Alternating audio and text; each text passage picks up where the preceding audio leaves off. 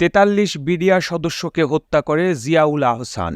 এনটিএমসির সাবেক মহাপরিচালক major general অবসরপ্রাপ্ত জিয়াউল আহসান ৪৩ জন বিডিআর সদস্যকে হত্যা করেন বলে দাবি করেছেন সাবেক সেনা কর্মকর্তা মেজর অবসরপ্রাপ্ত রেজাউল করিম। শনিবার রাতে বেসরকারি টিভি চ্যানেল আইয়ে প্রচারিত তৃতীয় মাত্রা অনুষ্ঠানে মেজর অবসরপ্রাপ্ত রেজাউল করিম পিলখানা ট্র্যাজেডির ঘটনা প্রবাহ বর্ণনাকালে এসব কথা বলেন। সাবেক সেনা কর্মকর্তা মেজর অবসরপ্রাপ্ত রেজাউল করিম বলেন, জিয়াউল আহসান ছিলেন র‍্যাব ২-এর টোয়াইসি। পিলখানার ঘটনার বিচার কাজ চলাকালে তার নেতৃত্বে একটি ইন্টারোগেশন সেল করা হয়। সেখানে জিজ্ঞাসাবাদের নামে ৪৩ জন বিডিআর সদস্যকে হত্যা করেন এই জিয়া। পিলখানার ঘটনার সময়ে একটি ভিডিও আমাদের কাছে আসে, যেখানে দেখা যাচ্ছিল পিলখানার ভেতরে সেনা কর্মকর্তা গুলজারকে একটি কবর খুঁড়তে বাধ্য করা হয়। পরে সেই কবরের পাশেই তাকে গুলি করে হত্যা করে মাটি চাপা দেওয়া হয়েছিল। এই ভিডিও নিয়ে নেন জিয়াউল আহসান। ক্যাপ্টেন ফুয়াদ এর সাক্ষী। এই জিয়ার কোনো যোগ্যতাই ছিল না, অথচ এসব অপকর্মের কারণে তাকে কয়েক দফায় পদোন্নতি দেওয়া হয়। পিলখানা ট্র্যাজেডির পর সেনানিবাসের তৎকালীন প্রধানমন্ত্রীর শেখ হাসিনার সঙ্গে মতবিনিময়ের ঘটনার বর্ণনায় রেজাউল করিম বলেন, ঘটনার পর আমরা শুধু একটু দাবি করেছিলাম প্রধানমন্ত্রী এখানে আসতে ভয় পাচ্ছেন কেন, তার এসে ঘটনার ব্যাখ্যা দেওয়া উচিত। আমরা আমাদের দাবি তুলে ধরতে চেয়েছি, বলতে চেয়েছি এই ঘটনার প্রমাণ রয়েছে।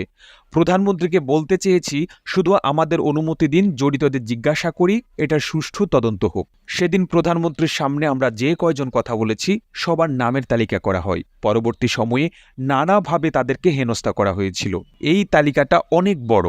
সুনিতা পালকে দেওয়া এক সাক্ষাৎকারে সজীব ওয়াজেদ জয় অর্থাৎ শেখ হাসিনার পুত্র বলেছিলেন, বাংলাদেশ সেনাবাহিনীতে ২০০১ থেকে ২০০৬ সাল পর্যন্ত ৩৫% ইসলামী উগ্রবাদীদের নিয়োগ দেওয়া হয়েছিল। এরপর ২০০৯ সালের ৩ নভেম্বর পিলখানার ভেতর থেকে আমাকে চোখ বেঁধে তুলে নেওয়া হয়। ৭-৮ দিন জানতাম না আমি কোথায় আছি। চোখ খোলার পর দেখি আমি ডিজিএফআই এর কার্যালয়ে। আমার সামনে বসা কর্নেল সালে ও ব্রিগেডিয়ার জেনারেল ইমরুল কায়েস অর্থাৎ মিজানুল কায়েসের ছোট ভাই। আমাকেও ইসলামী উগ্রবাদী বানানো হলো। সাবেক সেনা কর্মকর্তা বলেন, আমার বিরুদ্ধে অভিযোগ আনা হয় আমি নাকি ব্যারিস্টার তাপসের অফিসে বোমা মেরেছি, অথচ সেখানে কোনো হতাহতের ঘটনাই ঘটেনি। জেনেছি সেখানে এসির কম্প্রেসার বিস্ফোরিত হয়েছিল। এক পর্যায়ে আমার স্ত্রীকেও তুলে আনা হয়। ৪৬ ব্রিগেডের সাবেক কমান্ডার রেজানুর খান আমার বাবার সঙ্গেও অত্যন্ত খারাপ ব্যবহার করেন। এরপর ২০১০ সালের ৪ অক্টোবর আমাকে জেলে পাঠানো হয়, কিন্তু তাপসের অফিসে বোমা হামলার অভিযোগ প্রমাণ করতে পারেনি। এই কারণে আমার বিরুদ্ধে প্রধানমন্ত্রীর সঙ্গে মতবিনিময় অনুষ্ঠানে অদত্ত আচরণের অভিযোগ আনা হয়। ২০১৪ সালের এপ্রিলে আমি মুক্তি পাই।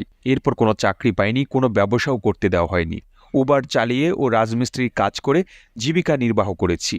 মেজর অবসরপ্রাপ্ত রেজাউল করিম বলেন, ২০০৯ সালের ২৫ ফেব্রুয়ারি আমি র‍্যাব ৩-এর কর্মরত ছিলাম। র‍্যাব ৩-কে পিলখানার হাসপাতাল গেট বলে পরিচিত নিউ মার্কেট এলাকায় মোতায়েন করা হয়। আমিও সেখানে ছিলাম।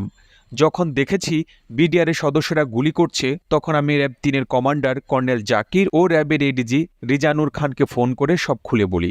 জাকির খুব ক্ষিপ্ত হন।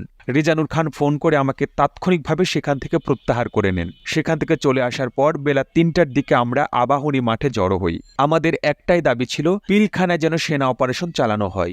৪৬ ব্রিগেডের ব্রিগেডিয়ার জেনারেল হাকিম সেখানে সবাইকে বললেন অপারেশন হবে, তবে এখনও অনুমতি আসেনি। এক পর্যায়ে হাকিম পালিয়ে যান। পরে আমরা সেনানিবাসে চলে আসি। সন্ধ্যায় শুনি কামরাঙ্গীর চর এলাকায় সেনা কর্মকর্তাদের লাশ পাওয়া যাচ্ছে। সন্ধ্যায় সেখানে গিয়ে প্রথমে ক্যাপ্টেন মাজহারের লাশ গ্রহণ করি। এরপর কর্নেল জাহিদের অর্থাৎ তৎকালীন আইজিপি নূর মোহাম্মদের মেয়ের জামাতার লাশ পাই। ঘটনা ঘটার সময় আইজিপি নূর মোহাম্মদও র‍্যাবকে অনুমতি দেননি, অথচ পুরো পিলখানা নিয়ন্ত্রণে নেওয়ার মতো সক্ষমতা র‍্যাবের ছিল।